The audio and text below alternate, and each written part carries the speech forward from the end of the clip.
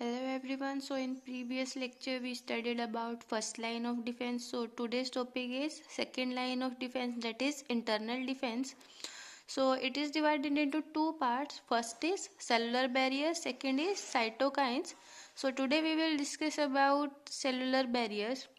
It includes white blood corpuscles also known as leukocytes, macrophages, inflammatory reactions, fever and complement system. So first we will talk about WBCs also known as leukocytes. So WBCs और leukocytes का जो number है वो increase हो जाता है जैसे ही body के अंदर जो इन्फेक्शन होता है, वो जो पैथोजन है वो मल्टीप्लाई करता है. सो जब ये नंबर इंक्रीज हो जाता है इस प्रोसेस को हम बोलते हैं ल्यूकोसाइटोसिस. उसके बाद the leucocytes creep out of capillaries. अब WBCs कहाँ प्रेजेंट होती है? आर्टरीज के थ्रू वो कैपिलरीज में मूव करती हैं. Capillaries net like structure present होता है जो जिसमें पोर्स प्रेजेंट होते हैं जिसकी वजह से गैसियस एक्सचेंज और मटेरियल एक्सचेंज होता है ब्लड और सेल या टिश्यू के अंदर. ठीक है. सो इन ल्यूकोसाइट्स के अंदर से क्रीप आउट मतलब वो निकल आती है अमीबोइड मूवमेंट करके इंटरसेलुलर स्पेसिस के अंदर. अब इंटरसेलुलर स्पेस क्या होगा? इंटरसेलुलर स्पेस होता है दो सेल्स के बीच में जो स्पेस प्रेजेंट होता है. ठीक है. तो अब ये वहां पे मूव करती हैं जब भी कोई इन्फेक्शन होता है. सो ल्यूकोसाइट्स कैपिलरी से अमीबोइड मूवमेंट करके इंटरसेलुलर स्पेस में आती है जब भी कोई इन्फेक्शन होता है. इस प्रोसेस को हम बोलते हैं डायपेडेसिस. और जब नंबर राइज कर रहा था उस प्रोसेस को हम क्या बोल रहे थे? ल्यूकोसाइटोसिस. सो WBCs के type, first is neutrophils. Neutrophils का जो सेल है ये क्या करती है?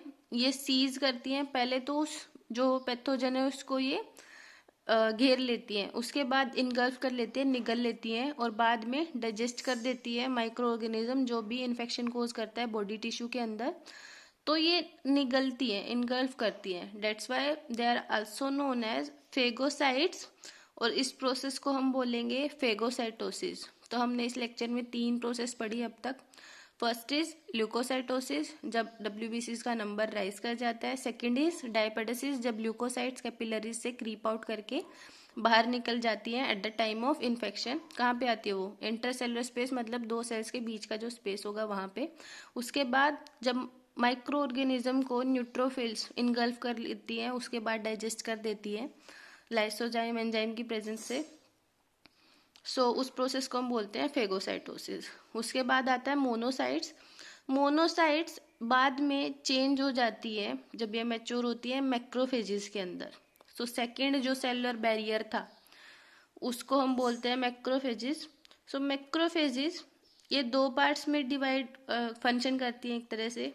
या तो ये फिक्स्ड होती है एक प्लेस पे या ये वंडर करती रहती है मतलब इधर उधर घूमती रहती है. सो जो वॉन्डरिंग मैक्रोफेजेस है उन्हें हम बोलते हैं हिस्टियोसाइट्स. ठीक है. सो जो फिक्स्ड होती हैं वो ब्लड के अंदर प्रेजेंट होंगी, लिम्फ नोड्स के अंदर प्रेजेंट होगी, स्प्लीन के अंदर होगी, लिवर के अंदर होगी और बोन मैरो के अंदर होगी. मतलब वो उन पोजीशन पे होगी जहाँ पे या तो वो बन रही है, ठीक है, फिर उसके बाद जहाँ पे वो मैच्योर हो रही है और बाद में जब वो ब्लड में सर्कुलेट कर रही है. जो वॉन्डरिंग होंगी वे ब्लड में मूव करते रहते हैं या कहीं भी हो, वो उस फिक्स्ड पोजीशन पे ना रह के जहाँ पे वो मूव करती हैं.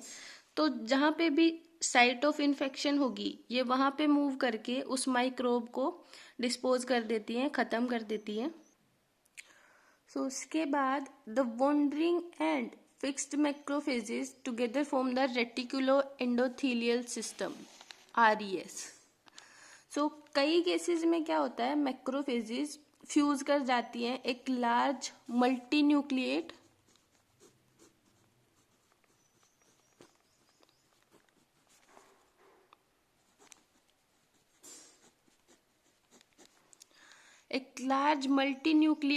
जाइंट सेल बनाती है मैक्रोफेजेस फ्यूज करके जो फॉरिन बॉडी है उसको कैप्चर करने के लिए. ये जनरली जब होता है जब फॉरिन बॉडी जो आता है माइक्रोब बाहर से उसका साइज लार्ज होता है. सो जो न्यूट्रोफिल्स थी और मैक्रोफेजेस थी दोनों ही क्या करती है? इनगल्फ कर लेती है फॉरिन बॉडी को और बाद में उसे डाइजेस्ट कर देती है. सो इन दोनों को ही जो फेगोसाइटिक सेल्स है वो बोलेंगे। तो फेगोसाइटिक सेल्स के अंदर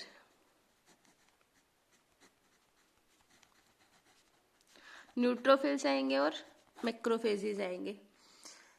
तो ये दोनों ही डिस्ट्रॉय करती है माइक्रोब्स को, उन्हें खा लेती है, ठीक है। So they are popularly known as soldiers and scavengers. Soldiers and scavengers बोलेंगे इन्हें, क्योंकि ये क्या करती है, कंप्लीटली उसकी जो फॉरिन बॉडी है उसको डिस्पोज ऑफ कर देती है। So that's why they are known as soldiers and scavengers. उसके बाद आता है इन्फ्लेमेटरी रिएक्शन। इन्फ्लेमेटरी रिएक्शंस में जब इंजरी होती है तो फॉरिन मैटर एंटर करता है टिश्यू, उस वाउंड के द्वारा वो एंटर करता है बॉडी के अंदर। So the clotting process checks the loss of blood from injury. तो वहाँ पे फाइब्रिन, जो फाइब्रिनोजन मैच्योर होके फाइब्रिन बनाता है, जिसकी हेल्प से वो ब्लड प्लेटलेट्स और फाइब्रिन क्लोट बना लेती है, प्लग कर देती है साइट को ताकि ब्लड लॉस ना हो। तो उसके बाद foreign matter toxic substances produce करता है at the site of wound, जिसकी वजह से मास्ट सेल होंगी। Mast cells also the part of WBCs, और ये मास्ट सेल्स फेगोसाइटिक सेल्स का भी पार्ट है, ठीक है। तो ये भी फेगोसाइटोसिस की प्रोसेस करती है। These broken mast cells release histamine. So foreign matter toxic substance produce करेगा, जिसकी वजह से मास्ट सेल्स, जो एक तरह से WBC का पार्ट है, वो मर जाती है। उनके ब्रेकडाउन होने के बाद उनके अंदर से एक सब्सटेंस रिलीज होता है, that substance is histamine. So histamine cause dilation of capillaries. Capillaries का जो डायमीटर है वो इंक्रीज हो जाता है, ठीक है। और उसके बाद जिसकी वजह से जो परमिएबिलिटी है कैपिलरी की वो भी इंक्रीज हो जाती है। As a result more blood flows to that area, जिसकी वजह से और ज़्यादा ब्लड उस एरिया में आता है। अब ब्लड जहाँ पे जाएगा तो वहाँ पे वो रेडनेस हो जाएगी और वो एरिया वॉर्म हो जाएगा due to presence of blood, extra blood. So this response of body called inflammatory response. वहाँ पे स्वेलिंग हो जाती है और रेड हो जाता है, वॉर्मनेस आ जाती है। The plasma dilutes the toxin at injured site. अब ब्लड के अंदर plasma, blood is made up of plasma plus 3 types of cells, WBCs, RBCs and blood platelets. So blood के अंदर जो प्लाज्मा होगा वो क्या करेगा, न्यूट्रलाइज कर देगा उस टॉक्सिन को इंजर्ड साइट पे, और न्यूट्रोफिल्स आएंगी वहाँ पे eight the site of injury.